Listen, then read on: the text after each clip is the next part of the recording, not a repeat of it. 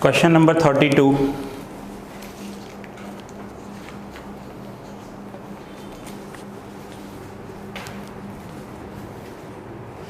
Probability.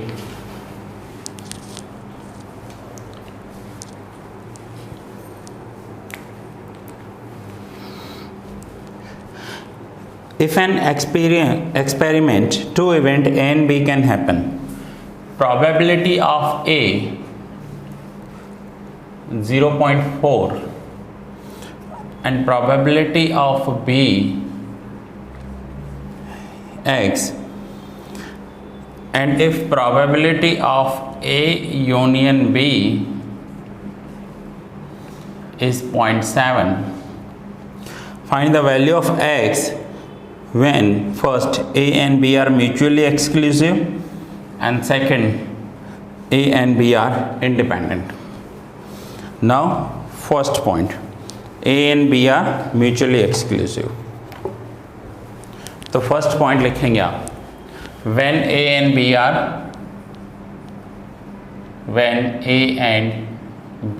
are, मैं short में लिख रहा हूँ, आप पूरा लिख लेना, म्यूचुअली एक्सक्लूसिव। ठीक है, सो जब A and B mutually exclusive होते हैं तो फॉर्मूला होगी A यूनियन B की फॉर्मूला होती है probability of A plus probability of B। A union B का ये फॉर्मूला होता है। सो A union B 0.7, probability of A 0.4 and probability of B X। तो X मिल जाएगा हमें,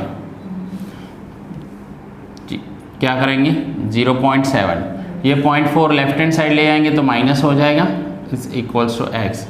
सो therefore X is equals to 0.3। This is when A and B are mutually exclusive। And second में लिखोगे when A and B are independent। सो उसके लिए formula होती है A union B is equals to probability of A plus probability of B minus probability of A intersection B। ये formula होती है A union B की। म्यूचुअली एक्सक्लूसिव हो तो only A plus B, and independent हो तो A plus B minus A intersection B। So A union B का value है हमारे पास 0.7, probability of A 0.4, probability of B X minus A intersection B, it means A probability of A 0.4 into B X। Intersection हो तो multiply करेंगे दोनों का। So therefore 0.7, अब ये 0.4 लेफ्ट हैंड साइड कर लेते हैं, so minus 0.4 is equals to X minus 0.4X। ये X सेम रखा, minus same 0.4 into X। So 0.7 minus 0.4 0.3। अब ये x माइनस 0.4x है, इसका मीनिंग क्या होगा, 1x में से 0.4x माइनस करना है। सो 1 में से 0.4 माइनस करेंगे तो 0.6x हो जाएगा। क्लियर है, हमने 1 में से क्या माइनस किया 0.4, तो आंसर आएगा 0.6 और x रख दिया। So therefore 0.3 divide by 0.6 is equals to x। अगर ये मल्टीप्लाई होता है तो इक्वल्स टू के लेफ्ट हैंड साइड जाकर डिवाइड हो जाएगा, और अगर ये प्लस है तो माइनस हो जाएगा। सो पॉइंट कैंसल, 3/6 मीन्स 1/2 या फिर 0.5 कह सकते हैं। तो देखो आंसर क्या है, इसमें होगा आंसर 0.3 और इसमें आंसर होगा 0.5 या 1/2 भी लिख सकते हैं। ठीक है, क्लियर है, कुछ डाउट है यहाँ तक? चलो नोट डाउन कर लो इसे।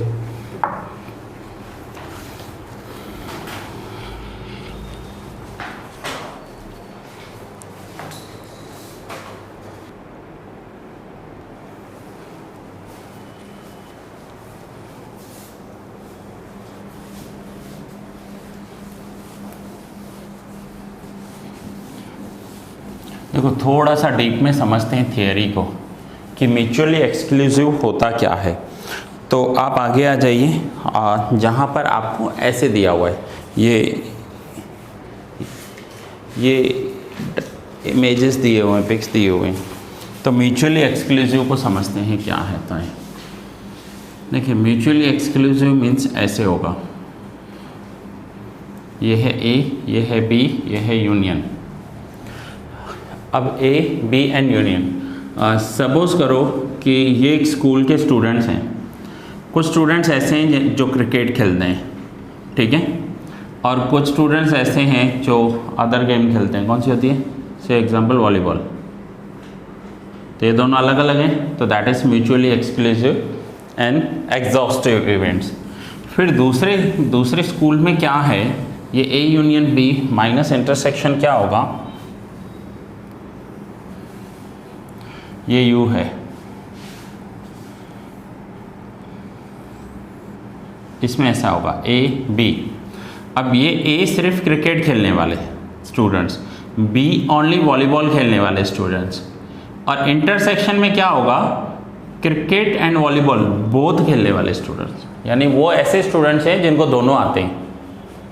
सो यहाँ पर इंटरसेक्शन है, यहाँ पर इंटरसेक्शन नहीं है, तो हम लिख सकते हैं कि A intersection B is equals to null set या एम्प्टी। यहाँ इंटरसेक्शन है ही नहीं, तो ए प्लस बी हुआ फॉर्मूला, और यहाँ इंटरसेक्शन आ रहा है, ये जो है ना ये इंटरसेक्शन है, इसे कहेंगे ए इंटरसेक्शन बी।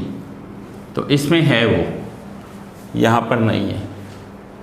सो ये डिफरेंस है। सो अगर इंटरसेक्शन होगा तो x की वैल्यू क्या होगी, और इंटरसेक्शन नहीं होगा तो x की वैल्यू क्या होगी। क्वेश्चन में ये पूछा हुआ है, ठीक है, क्लियर हुआ। आप ऐसे होते ना, बहुत सारे लोग होते हैं। देखो जैसे कि सपोज करो ये 2 इवेंट है, ए जिनको सिर्फ 2 व्हीलर चलाना आता है, मोस्टली आप सब उनमें होंगे, ठीक है, बी जिनको 4 व्हीलर चलाना आता है, only 4 wheeler, and A and B जिनको दोनों ही आते हैं।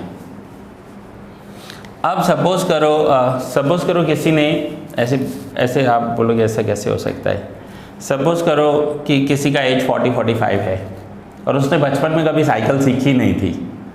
अब 40-45 की एज में वो एक्टिवा तो सीख नहीं सकता, क्योंकि पहले एक्टिवा से पहले साइकिल पर बैलेंसिंग सीखना होता है, और साइकिल पर बैलेंसिंग करने के लिए सबके घुटने टूटते हैं, लेकिन 45 में घुटने टूट गए तो रिस्क हो जाएगा, बचपन में तो चल जाता था, ठीक है। तो अब वो एक्टिवा तो नहीं सीख सकती, सो अब उसके पास ऑप्शन क्या है, कार सीखने का। कार सीख सकते हो, सो ओनली कार चलाने वाले, ओनली एक्टिवा चलाने वाले, और दोनों ही चलाने वाले, सो दोनों में इंटरसेक्शन है। सो यहाँ पर है इंटरसेक्शन का वैल्यू।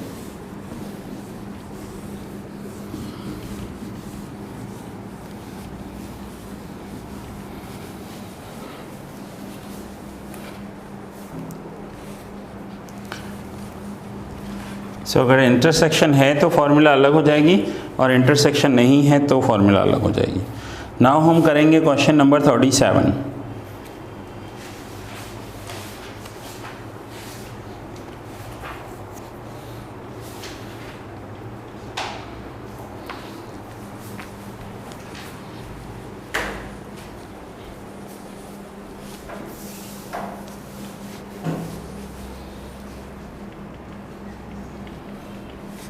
Question 37.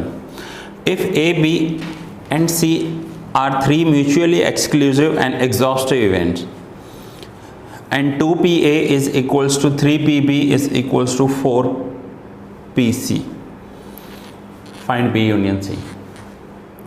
Now question में दिया हुआ है 2PA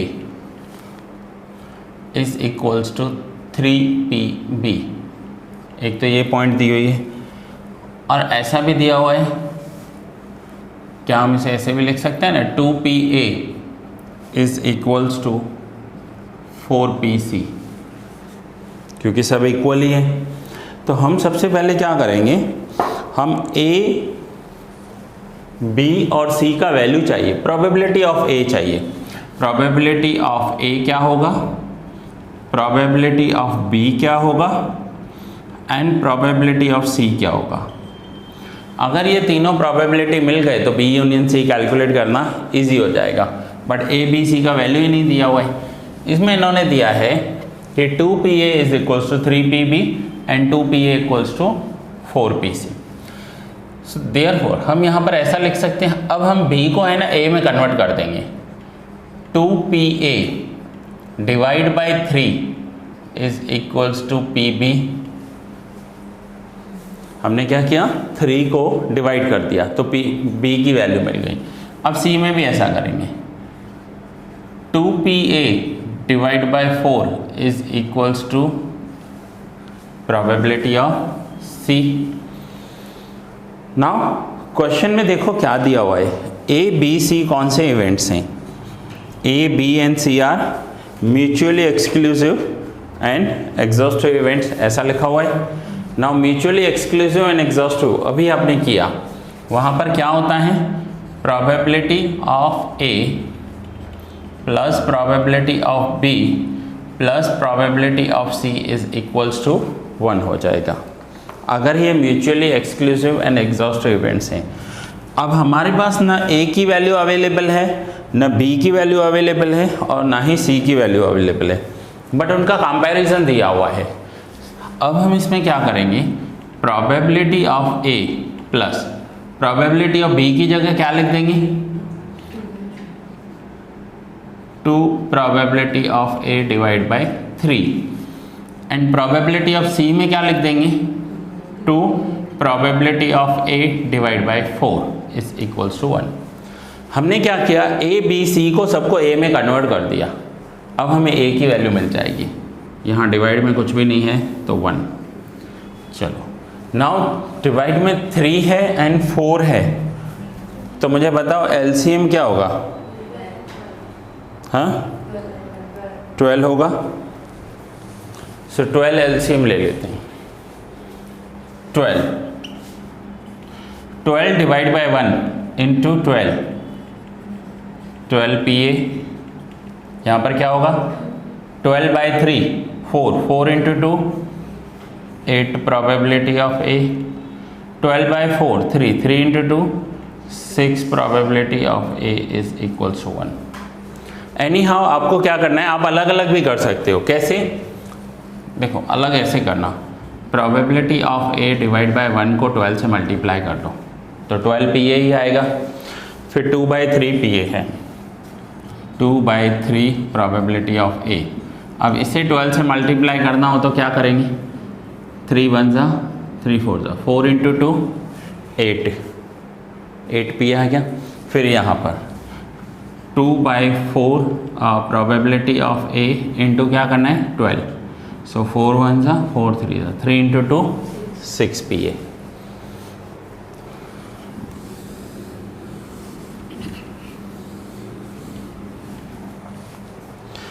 सो टोटल करेंगे, टोटल कितना होगा, टोटल करो इसका, 12 plus 8 20, 20 plus 6 26 probability of 8 divide by 12 is equals to 1।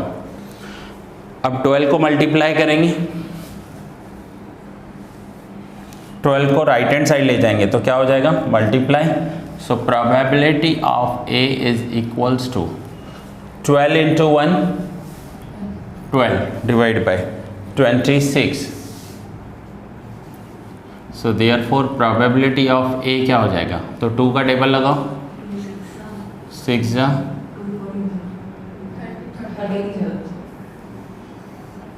तो ये हो गया probability of A। Probability of A का आंसर है 6/13। यहाँ तक नहीं, प्रोबेबिलिटी वहाँ पर नहीं दिया होगा, आपको सीधा B यूनियन C का ही आंसर दिया हुआ होगा। अब यहाँ पर हमें प्रोबेबिलिटी ऑफ A मिल गई, अब हमें नेक्स्ट क्या कैलकुलेट करना है, प्रोबेबिलिटी ऑफ B। अब देखो प्रोबेबिलिटी ऑफ B क्या है, 2 by 3 into probability of A, मिल जाएगा, B मिल जाएगा, हमें क्या मिलेगा, 2 बाई 3 इंटू 6/13। 2/3 into 6/13, 3 1 2 2 into 2 4/13। तो ये प्रोबेबिलिटी ऑफ बी मिल गई हमें। Now probability of C. So probability of C क्या है? Probability of C is equals to 2/4 probability of A. So 2/4 into probability of A क्या है? 6/13। सो 2 1 2 2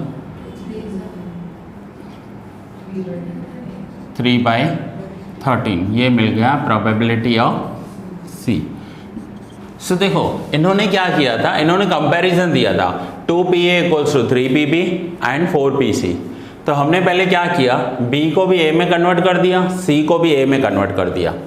अब A plus B plus C 1 होता है। सो A की वैल्यू तो A रखा, B की वैल्यू की जगह B को जो A में कन्वर्ट किया है ना वो रख दिया, और C की जगह C का जो A में कन्वर्जन था ना वो रख दिया। सो उस ऐसा किया तो हमें A का वैल्यू मिल गया, A करने के बाद B का वैल्यू, B के बाद C का वैल्यू। अब क्वेश्चन में क्या पूछा है? Probability of B union C। So probability of B union C means probability of B plus probability of C, क्योंकि म्यूचुअली एक्सक्लूसिव है, इंटरसेक्शन नहीं आएगा। Okay, so probability of B क्या है? 4/13 और प्रोबेबिलिटी ऑफ C क्या है? 3/13। सो आंसर क्या हो जाएगा? देखो है ये 7/13 probability of B union C। ये सेम सम स्टैंडर्ड 12th में वैल्यूज़ भी यही हैं, नंबर्स भी यही हैं। आप करके आए हो प्रोबेबिलिटी में, कोई वैल्यू में भी चेंजेस नहीं है इसमें। ठीक है, चलिए नोट डाउन कर लीजिए यहाँ तक।